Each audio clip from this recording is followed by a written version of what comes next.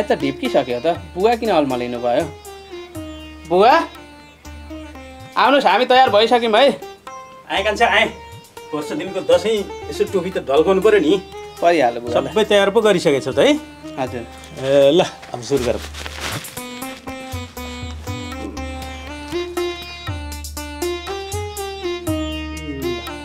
अब बडा दसैँको टिका सानैबाट सुरु गर्ने त होला है। ल बाबु। आयु द्रोणसुते श्रियं दशरथे शत्रुक्षयम राघवे ऐश्वर्यं नहुषे गतिश्च पवने मानञ्च दुर्योधने शौर्यं शान्तनवे बलं हालधरे सत्यञ्च कुन्ती सुते विज्ञानं विदुरे भवति भवतां कृतिश्च नारायणे। ल अब जान्ने सुन्ने छौ बाबु, ज्ञानी हुनु, फलानाको छोरो क्या राम्रो रहेछ भन्ने गराउनु है बाबु। ल जयन्ती मङ्गला काली भद्रकाली कपालिनी दुर्गा क्षमा शिवरात्रि स्वासुदा नमस्ते। ल जान्ने सुन्ने छौ, राम्रोसँग गर हामी चाहिँ अब तिम्रै आशा भरोसामा छौँ है। ल दुर्गा भगवानले रक्षा गरौँ। खोइ बुवा ल्याउनु त ढोका। बाबु ल चिरञ्जीवी हुनु। सौभाग्यवती भयो। जेठाको पालो अब तिम्रो अगाडि छ है। ल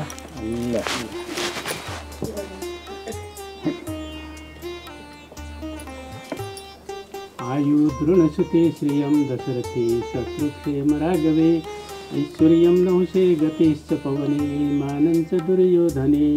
ल अगाडि हौ। जयन्ती मङ्गला काली भद्रकाली कपालिनी दुर्गा क्षमा शिवरात्रि स्वासुदा नमस्ते। ल अब राम्रोसँग घर धान्ने, घर गर्ने है। फलानाको बुहारी क्या राम्री छ, कति राम्री ठिक छ, असल छ भन्ने चाहिँ पार्नु है सबैलाई। ल यो तिमीले सारा घर धान्नुपर्छ है। ल बुवा ल चिरञ्जीवी भयो बाबु। ल ल सौभाग्यवती भयो। ल टिका लगाएर सिद्धियो। ल एकपटक सबैले यसो प्रसाद लिनु त। ल प्रसाद निकाल भयो। ल नि अनि कान्छी जाऊ भित्र के बनिएको छ रोटी सोटी भाइहरूलाई दियो, सबैलाई दियो। ल जाऊ त। के यसो गर्ने हो, काम पनि परिसक्यो, भित्रै बसेर सबैजनाले खाउन त हुन्न। भित्रै जाने? ल जाम त ल तिमीहरू तयार गरिदिएको। ए हस्।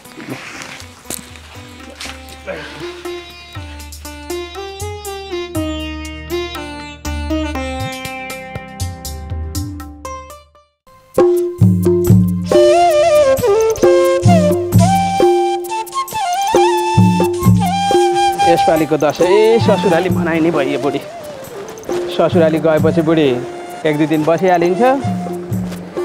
अब खानासाना पस्किने बेलामा अलि बढी थप्दैछ। अब बुढाको आरा तल जति अरू कसैलाई थाहा छैन। सालीसित सुत्न जाने होइन, यदि सुतिहालिस् भने पनि निदाएपछि आउनुपर्छ है बुढी। मात्रेका बुढा।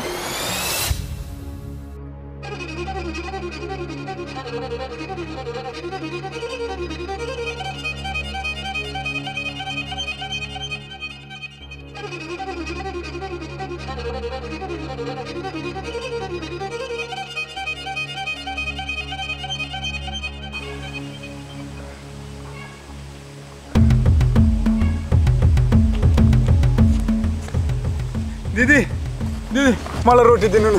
दिदी दिदी मलाई रोटी दिनु न। दिनु मैले धेरै भयो नखाएको। दिदी दिदी रोटी दिनु न मलाई। रोटी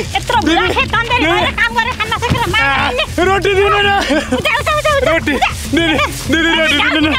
रोटी दिदी रोटी दिनु न। दिदी यति रोटी दिनु न। दिदी दिदी यति भइन्छ। जे दिनुहुन्छ त्यही खान्छु। जे दिनुहुन्छ त्यही खान्छु। दिदी दिदी रोटी दिनु न। दिदी अब त ससुराली पनि आइसक्यो है बुढी। ल गजब हुने भयो यो पालिको दसैँ।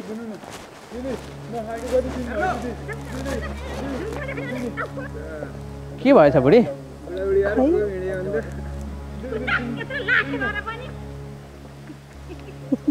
एकछिन है म बुझेर आउँछु।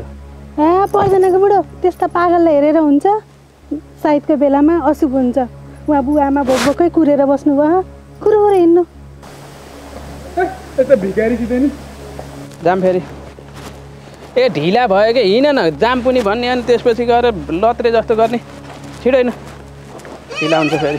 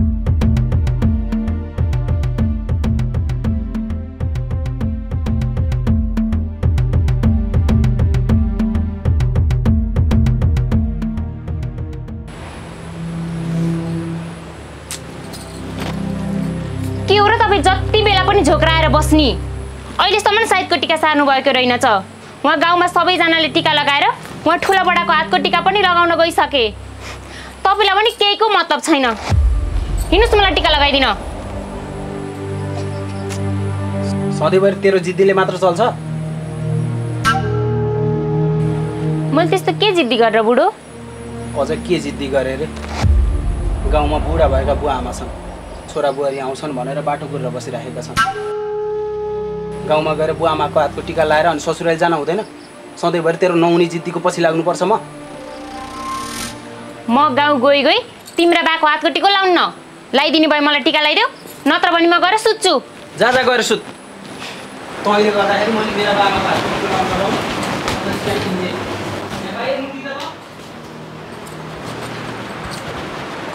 के भने सुन्नेस् होइन के भयो फेरि तँलाई के चाहिएको मलाई केही पनि चाहिएको होइन बुढो वर्ष दिनको चाडपर्व उहाँ बुवा आमा बोकै हामीलाई कुरेर बस्नु भएको छ मैले त्यस्तो के नै भनेको थिएँ र ससुराली गएर चाडपर्वमा रमाम पो भनेको थिएँ त अनि तँलाई तेरा बा आमाले मात्र कुरेर बसेका छन् मेरा बा आमाले कुरेर बसेका छैनन् बा आमालाई छोराछोरी बराबर लाग्छ बुझिस् सधैँभरि तेरा जिद्दीले हुन्छ अहिले फेरि चाडबाडका बेलामा हात छोड्नु पर्ला फेरि ख्याल गर ल खै छोएर देखाउ त तिमी र त्यो पागलमा केही पनि फरक छैन त्यसको दिमाग नभएर मन लाग्दी गर्दै हिँड्छ तिम्रो दिमाग भइ मन लाग्दी गर्छौ जोबडी बोल्छस्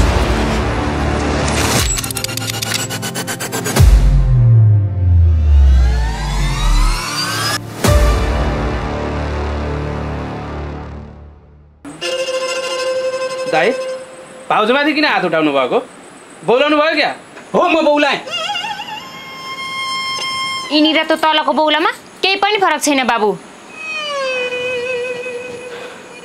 साँच्चै दाइ तलको बौला के भएर बौलाएको हो नि त्यो पागललाई बुवा आमा बितेपछि बौला जस्तो भएको छ मास्टर पढेको केटा हो बिहा गरेको थियो बुवा आमालाई श्रीमतीलाई कति धेरै माया गर्थ्यो श्रीमतीले पनि छोडेर गयो अहिले पागल जस्तो भएको छ बुवा आमाको महत्त्व थाहा भएकालाई पो थाहा हुन्छ हाम्रा भने यी यस्ता छन्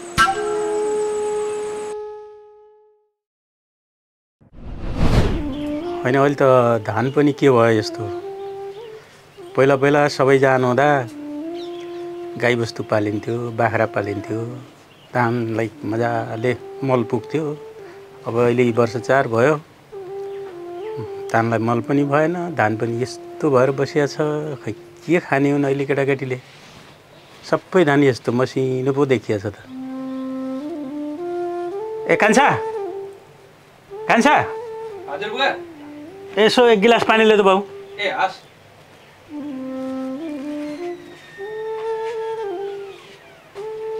लिनुस् बुवा पानी कान्छा हजुर बुवा बाबु बस्न आज तँसँग एउटा गन्थन गर्नु पर्यो के गन्थन हो र बुवा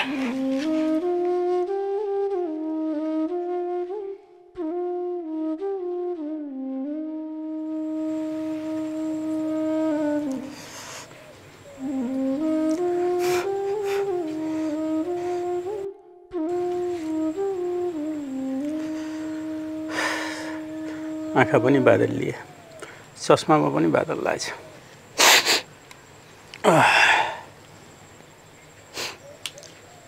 कान्छा, तैँले त मलाई बुझ्छस् नि बाबु।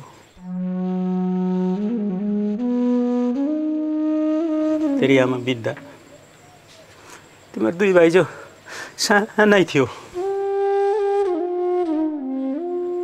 अब मैले त्यति बेला बिहे गरेको भए पनि हुन्थ्यो, उमेर त थियो नि।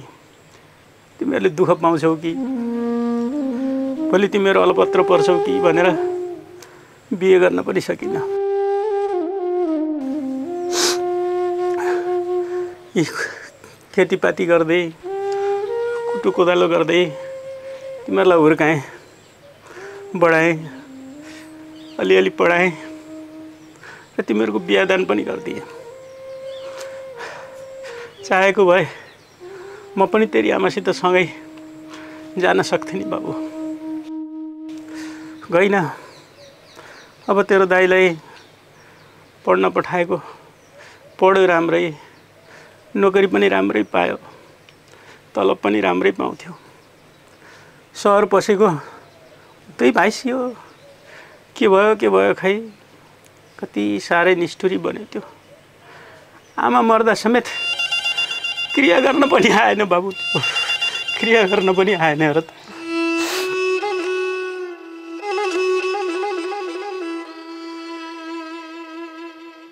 तैँले त बुझ्छस् नि हर त, दाइ घरमा आएन भनेर सारा गाउँलेहरूले कति कुरा काटेका छन्। हेर, भोलि तैँले पनि मलाई छोडिदिस् भने गाउँलेहरूले त्यस्तै कुरा काट्ने हुन्। उल्टो मैले पनि त दुःख पाउने हो नि बाबु।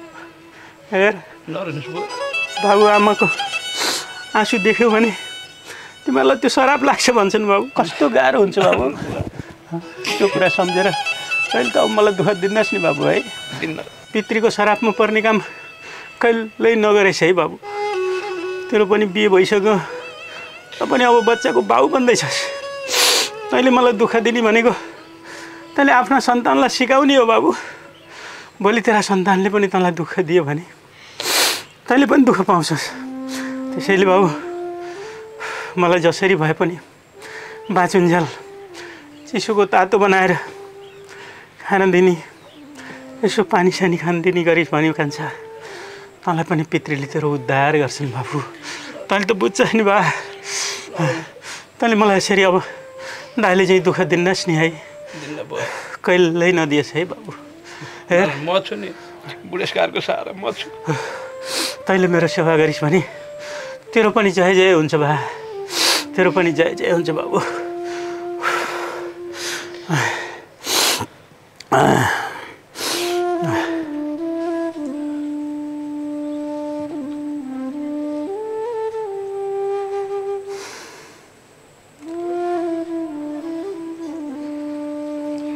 बुवा, तपाईँ एक्लो हुनुहुन्न, म छु नि बुवा। आफूलाई भन्दा बढी माया गर्ने बुहारी अब त नाति पनि हुँदैछ। हाम्रो सानो सुखी परिवार हुनेछ बुवा। दाइले जे गर्नुभयो बिर्सिदिनुहोस्।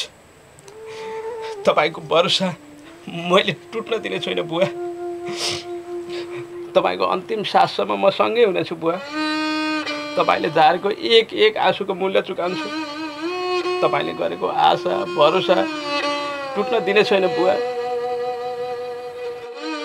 फलानाका छोरा बुहारीले कति माया गर्छन् भन्ने बनाउने छु बुवा। चाडपर्वमा कहिले एक्लो बनाउँदिनँ। यो तपाईँको छोराको बाचा भयो बुवा। तपाईँ ढुक्क हुनुहोस्।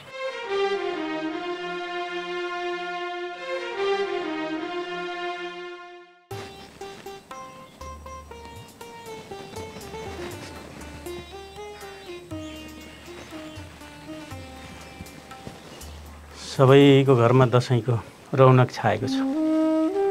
हाम्रो घरमा त शून्यता सन्नाटा छाएको छ।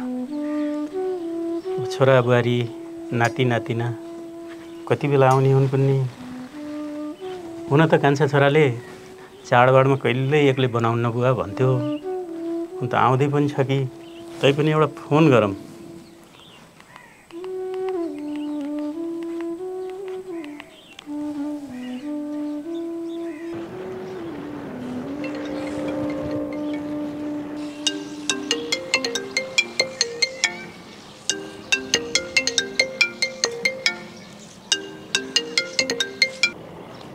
हेलो हेलो बाबु।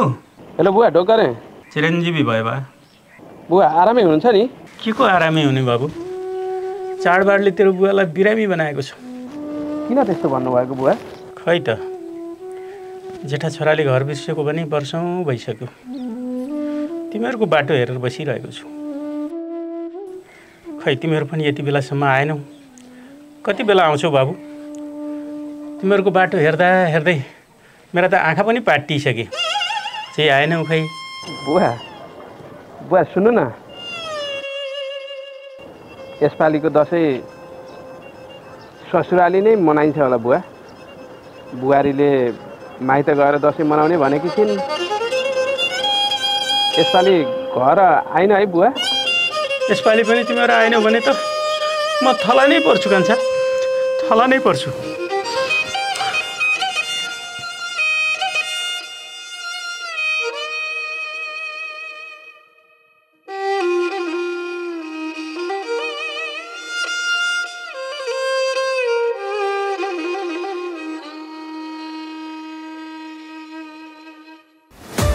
बुवा आमाको महत्त्व थाहा भएकालाई पो थाहा हुन्छ। यसपालि पनि तिमीहरू आएनौ भने त म थला नै पर्छु कान्छा। बुवा आमाको महत्त्व थाहा भएकालाई पो थाहा हुन्छ।